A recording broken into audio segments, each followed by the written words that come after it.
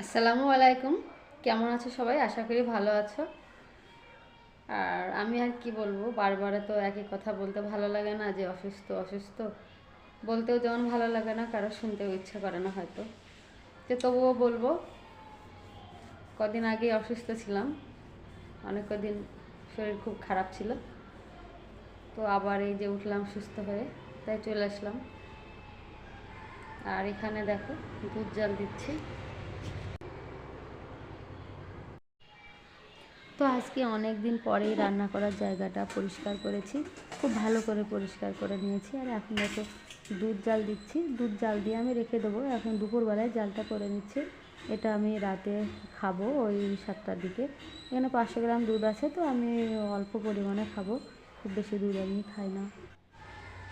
এখানে দুধ জাল হচ্ছে। তো কদিন ধরে ঠিক মতো ভালো করে রান্না টান্না করতে পারিনি। তো আমি যখন অসুস্থ হয়ে থাকি তখন আমার ছেলে আর ছেলের আব্বু মিলে যা করে, ওরা কি করে কি খায় আমি উঠে মানে কি বলবো, দেখেও নি। ওরা যে যেমন রান্না করে তেমন খায়, যেমন পারে তেমন করে। তারপর আবার যখন আমি সুস্থ হয়ে উঠি তখন আমি আবার আমার মতো করি। তো অনেক দিন পরে আজকে রান্না করলাম। আজকে হচ্ছে শনিবার। তো আজকে কী কী রান্না করলাম সেটুকু তোমাদের সামনে দেখাবো বলে চলে আসলাম। তো চলো আজকে তাহলে কি কি রান্না করেছি একটু দেখে নিই। আমার ছেলে 11 ক্লাসে পড়ে, আর সামনে আর কদিন পরেই পরীক্ষা। তো তো আমার ছেলেকে আবার পড়াশোনা করতে হয়, আবার ভিডিও করতে হয়। যখন আমি ভিডিও করি, যে কোনো রেসিপি যখন আমি বানাই, সেই রেসিপির ভিডিওটা আমার ছেলেই করে। তো পড়াশোনা, আবার আমি যখন অসুস্থ হয়ে যাই তখন হয়তো একটু চাপেও থাকে। আর আমি তো একদিন মানে ও কী পড়ছে ও কী করছে একটু দেখার সুযোগও পাচ্ছি না। তো দেখা যাক আবার একদিন সুস্থ থাকে কি না। তো অসুস্থতার কথা বলতে কেমন লাগে, কারণ হয়তো অনেকে ভাববে হয়তো যে আমি ভিউজ বাড়ানোর জন্য বা ব্যবসা করার জন্য রোজ রোজ অসুস্থর কথা বলি, কিন্তু না, একদমই না। এটা হচ্ছে একদম সত্যি। আর আমি যখন অসুস্থ থাকি তখন আমি অসুস্থতার ভিডিও দেখাই না, কারণ কে কী মন্তব্য করবে, কি কি বাজে ভাববে, বাজে কমেন্ট করবে, সেজন্য আমি অসুস্থতার ভিডিও আমার দেখাতে খারাপ লাগে বা লজ্জা লাগে, সেজন্য আমি দেখাই না। কিন্তু অসুস্থ হলে আমার কিন্তু ভিডিও করা বন্ধ থাকে, এবং রান্না টান্নাও আমি করতে পারি না, সেই জন্য আমি সেরকম রেসিপিও ছাড়তে পারি না। আমি কিছুই দেখাতে পারি না। যে যে কটা দিন আমি অসুস্থ থাকি সেই কটা দিন কিন্তু আমার ভিডিও করা বন্ধ থাকে। এটা তো তোমরা নিশ্চয়ই দেখেছো যে আমি ভিডিও দিতে পারিনি অনেক কদিন, অনেক মাঝে মাঝে যখনই আমি অনেক মানে অনেক দিন গ্যাপ দিই বা অনেক দিন পর ভিডিও ছাড়ি বা অনেক দিন ভিডিও ছাড়ি না, তখনই কিন্তু আমি অসুস্থ থাকি। কিন্তু আমার অসুস্থতা তোমাদের কাছে আমি শেয়ার করি না। কে কী ভাববে না ভাববে, হয়তো ভাববে যে ভিউজ বাড়ানোর জন্য, বা যাই হোক, যে কোনো কিছু ভাবতে পারো, সেই জন্য আমি দেখাই না। একটা কথাই বলবো যে অসুস্থ থাকা, অসুস্থ হওয়া যে কি কষ্ট আর যে কি কঠিন, যে হয় সেই জানে। তো আমি চাই না আমার মতো কেউ অসুস্থ হোক, সবাই ভালো থাকুক। আমার যে যেখানে সব প্রিয় দর্শক, প্রিয় বন্ধুরা আছে, সবাই ভালো থাকুক, এটাই আমি চাই, আর এটাই সবার জন্য আমি দোয়া করি। তো আগে তো আমি ভিডিও বানাতাম, মানে মুখ না দেখে ভিডিও বানাতাম, আর এখন আমি মুখ দেখে ভিডিও বানাচ্ছি।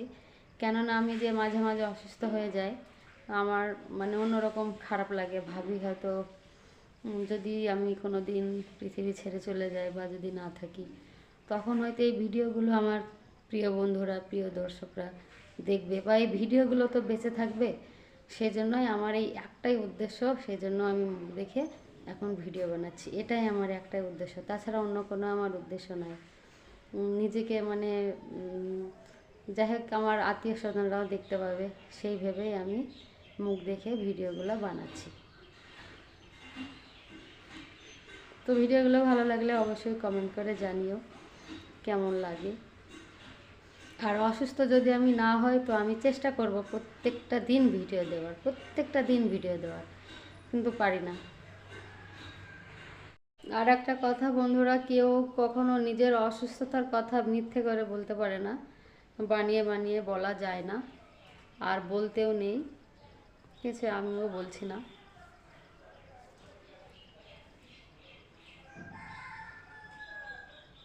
তাহলে চলো আজকে কি কি রান্না করেছি সবটুকু দেখিয়ে দিই।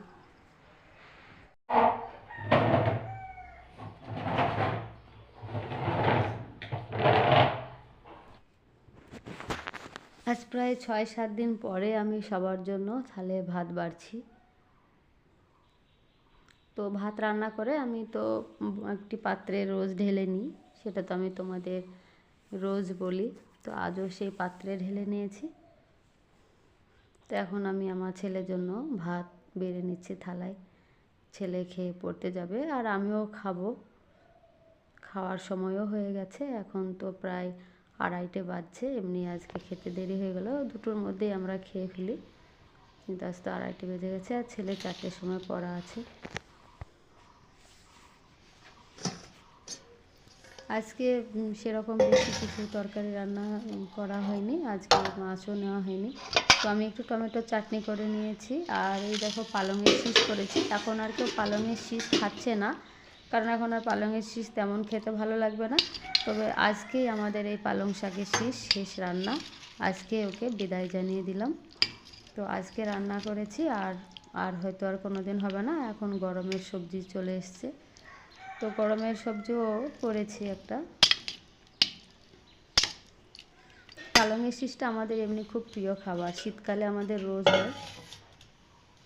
আর এদিকে করে নিয়েছি দেখো, হচ্ছে এই যে সজনের ডাঁটা এখন, আর সজনের ডাঁটা দিয়ে কলাইয়ের বড়ি দিয়ে, আর হচ্ছে একটা মোটা আলু দিয়েছি ওর ভিতরে। আলু বেশি দেইনি, কেননা এখানে সজনের ডাঁটা আছে প্রায় 350 গ্রাম, 20 টাকা করে শ নিয়েছে, 200 টাকা কেজি।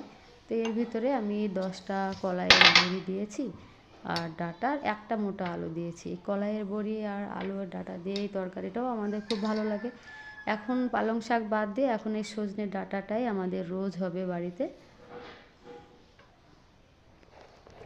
তো সজনের ডাঁটা দিয়ে পাতলা করে ঝোল করলেও খেতে ভালো লাগে।